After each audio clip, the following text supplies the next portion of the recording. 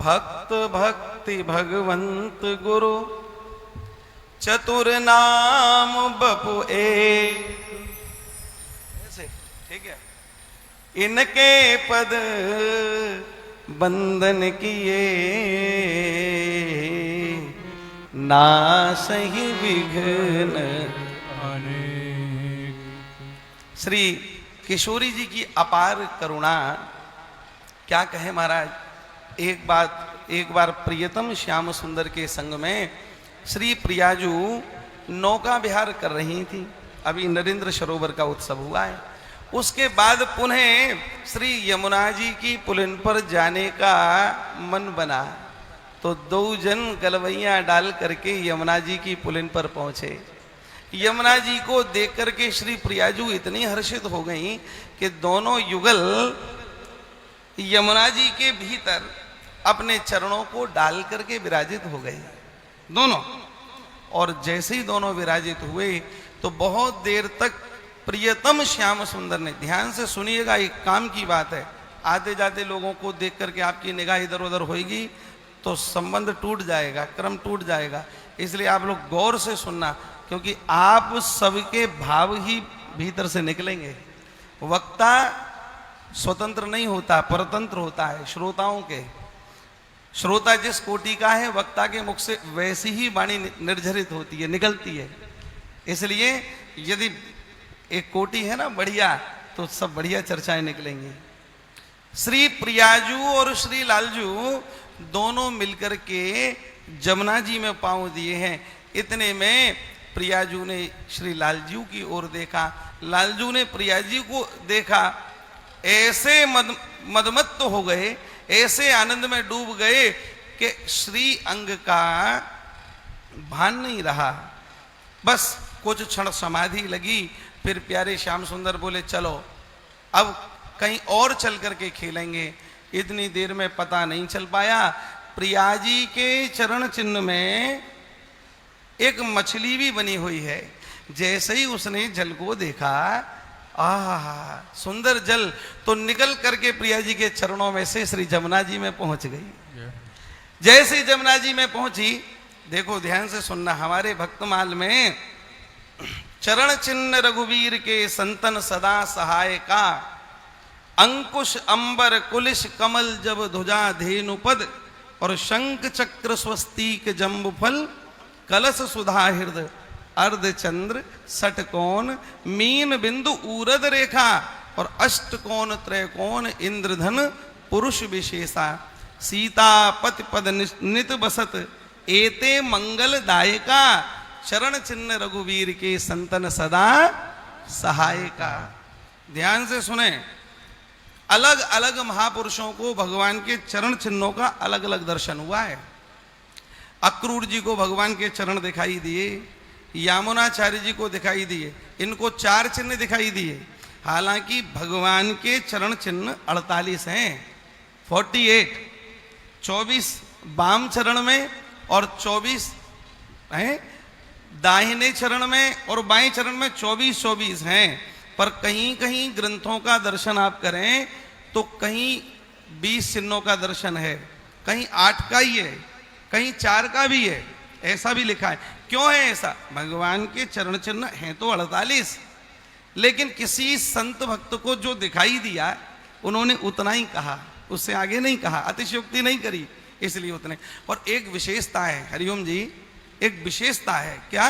बोले जो श्री राम जी के या श्री ठाकुर जी के बाएं चरण में चिन्ह है, वही चिन्ह सेम बिल्कुल श्री जानकी जी के चरण में है, दाएं में, बाएं में इनके और वही दाएं में इनके, और जो इनके दाएं में है वो उनके बाएं में है।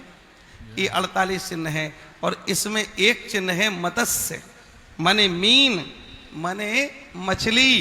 तो जैसे ही युगल दोनों बैठ करके श्री यमुना जी का आनंद ले रहे थे, उसी समय प्रिया जी तो देखने में मगन वहीं लाल जी को, और वो मछली निकल करके नीचे से निकल पड़ी। माने चरण चिन्ह में जो मछली बनी है। अच्छा, प्रिया जी के चरण चिन्ह तो हैं, लेकिन ऐसे हैं कि वो चिन्ह जड़ नहीं है, वो जब चाहे चैतन्य हो सकते हैं। भैया जी, जब ऋतुएं आ करके हाथ जोड़ के खड़ी हो जाती हैं, किसी ऋतु को, अब हमको सबको तो व्यवस्थाएं करनी पड़ती हैं। सखियों की कुंज ऐसे नहीं बनती कि सखियां ये मालती ला रही हैं, ये ला रही हैं, वो ला रही हैं। वह तो प्रिया युगल की सेवा में ऐसी तत्पर रहती हैं कि जिस जिस ऋतु का स्मरण मात्र किया जाता है वो ऋतु आकर के खड़ी हो जाती है। देह धर करके हाथ जोड़ के कोई सेवा है, जिस पुष्प का स्मरण किया जाता है वो पुष्प आकर के खड़ा हो जाता है, अपने आप कुंजें सज जाती हैं। ऐसा अद्भुत आनंद है। तो प्रिया जी के जो चरण चिन्ह है ना, वो भी प्राकृत माने चिन्मय हैं। तो जब चाहे वो अंकुश भी प्रकट हो सकता है, जब जो वो भी प्रकट हो सकता है, जो चिन्ह चाहे वही देह धर के प्रकट हो सकता है।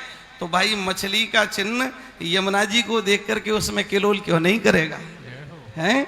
जैसे ही महाराज मछली निकल करके भागी तो उतने में प्रिया जी को तो स्मरण नहीं रहा, पर जैसे ही लाल जी ने कहा, बोले चलो अब उठ करके चलते हैं और कहीं और खेलेंगे। तो प्यारे श्याम सुंदर से कहा, रुको अभी जल्दी मत करो। क्या हुआ? बोले मेरे पांव का आश्रय लेकर के जो मछली नित्य संग मेरे रहती है वो जमुना जी में चली गई है, वो वापस आ जाएगी, तब मैं तुम्हारे साथ चलूंगी। इसका तात्पर्य क्या हुआ कि अपने चरणों में रहने वाले को प्रिया जी विसार नहीं सकती। कितना ध्यान रखती हैं आप विचार करो। हमारे परम पूज्य श्री बक्सर वाले महाराज जी गीत गोविंद का एक भाव सुनाते थे, बड़ा अद्भुत भाव भैया जी, आप सबके मतलब का भाव। एक दिन युगल गलबैया डाल करके छम छम छम छम करते हुए एक कुंज की ओर प्रस्थान कर रहे थे। उसी समय प्रिया जी ने और लाल जी ने रुक करके पीछे देखा, लगता है कोई आ रहा है। इतने में श्री लाल जी ने प्रिया जी का हाथ पकड़ा और कहा, सुनो अभी आगे मत चलो, थोड़ा रुक करके चलेंगे। इन्होंने कहा क्या हुआ? ठाकुर जी बोले, मुखर मधीरम त्यज मंजीरम। गीत गोविंद में भगवान जो 5वें सर्ग में गीत गोविंद में जयदेव गोस्वामी जी लिख रहे हैं, रति सुख सारे गतम विसारे मदन मनोहर बेशम। इसमें मुखर मधीरम त्यज मंजीरम क्या कह रहे हैं? बोले आपके चरणों में बंधे हुए जो नूपुर है ना, जो मंजीर हैं, मंजीरे हैं, वो अत्यंत मुखरित हो रहे हैं, माने तेज बज रहे हैं। तो सुनो प्रिया जी, रात्रि का समय है, रात में कोई उठ गया तो क्या कहेगा? कौन की छोरी कौन के छोरा के संग में जगत में उपहास होगा। इसलिए मेरी प्रार्थना स्वीकार करो। क्या? बोले मुखर मधीरम, आपके चरणों में नूपुर अत्यंत मुखरित हो रहे हैं, इसलिए इनको त्याग दीजिए और फिर आगे बढ़िए। प्रिया जी ने को लगता है कुछ गड़बड़ हुई है सुनने में मेरे से, तो पुनः पूछ बैठी, प्यारी जू क्या कहते हो, समझ नहीं आया। प्यारी जू ने कहा, प्यारी जू आपके चरणों में बंधे हुए नूपुर अत्यधिक आवाज कर रहे हैं, आप इनको उतार दीजिए, फिर आगे प्रस्थान करेंगे। उसी समय श्री प्रिया जी समझ गई श्री ठाकुर जी क्या चाहते हैं। अब तक हाथ पकड़ के खड़े थे, झटके से हाथ छुड़ाया, 2 कदम पीछे खिसकी और कमर पर हाथ रख के कहा, सुनो प्यारे श्याम सुंदर, भले ही आप लोक मर्यादा का ध्यान रखते हुए किसी का त्याग कर दोगे, मेरे चरणों में आए हुए को मैं लोक की हासी सह लूंगी, जगत के उपहास सह लूंगी, लेकिन चरणों में आए नूपुरों को अपने चरणों से नहीं त्यागूंगी। हाँ? अरे किशोरी करुणा की भंडार, तज घन श्याम झटपट धावते, सुनकर दीन पुकार। तज घन श्याम, ग्रंथों का यदि दर्शन करें तो ध्यान से सुनिएगा। ग्रंथ कहते हैं कि प्रिया जी को लाल जी का विरह त्रुटिर्युगायते है,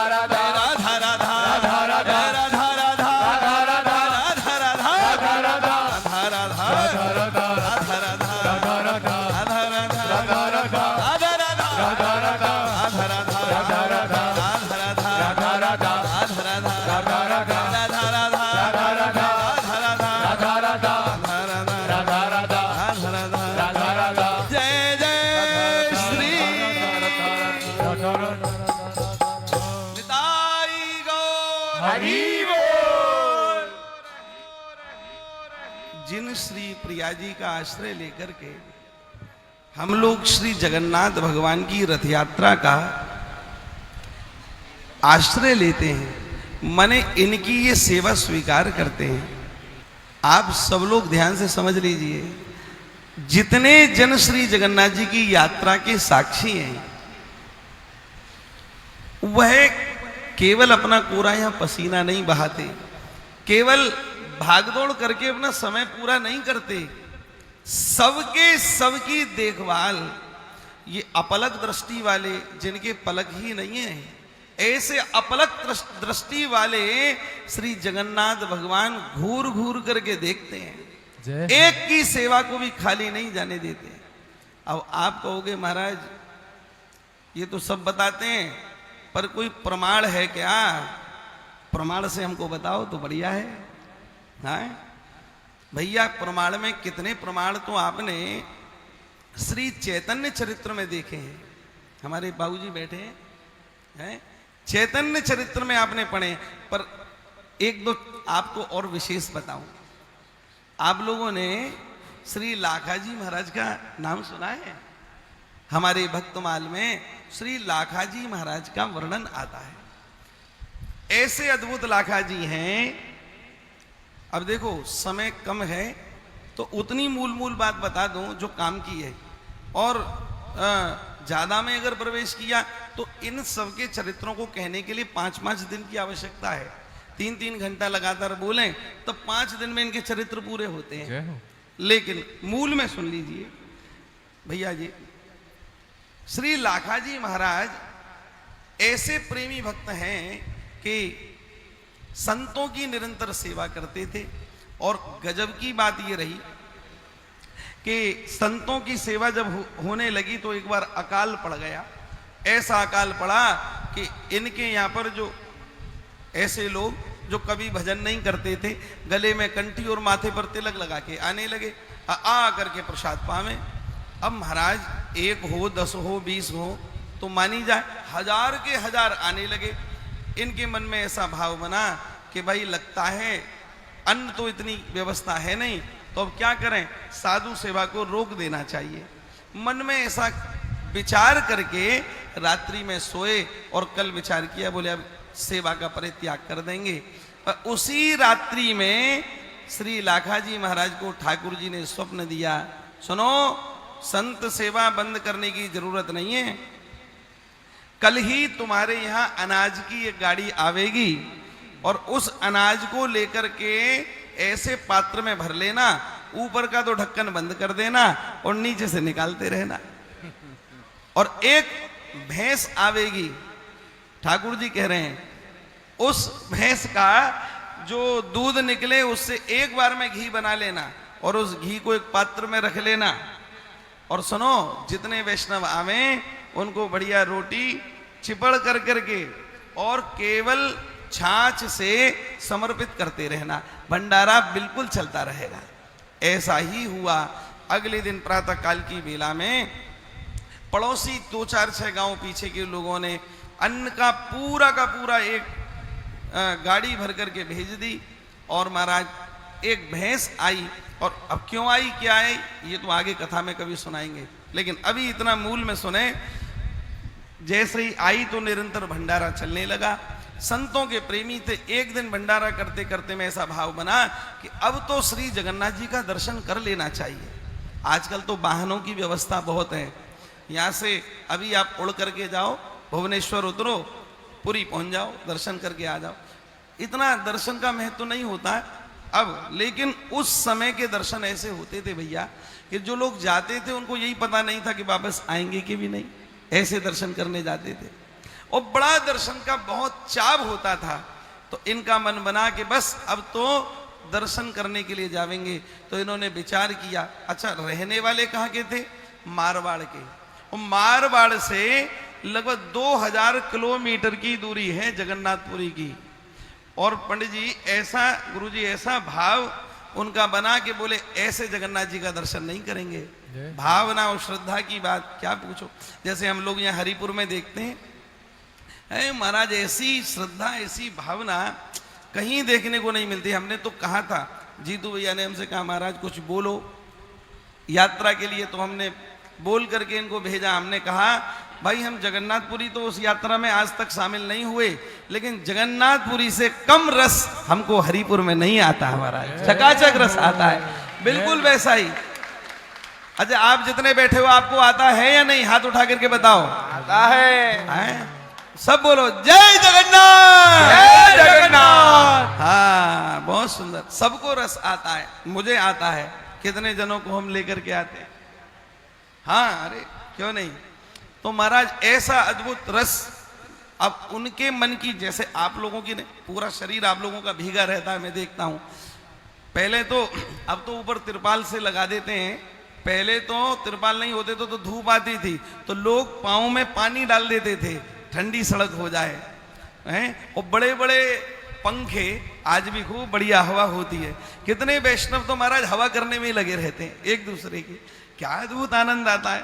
भैया मैं तो कहूंगा ये सोशल मीडिया के माध्यम से भी जितने लोग दूर तक भी सुन रहे हो, वो सब एक बार आओ, सब हरिपुर में आओ। महाराज एक तो यहाँ पर जगन्नाथ जी का दर्शन, प्रेम से रस्सी पर हाथ लगाने का अवसर, और एक विशेषता और है, जगन्नाथ को भात और जगत पसारे है।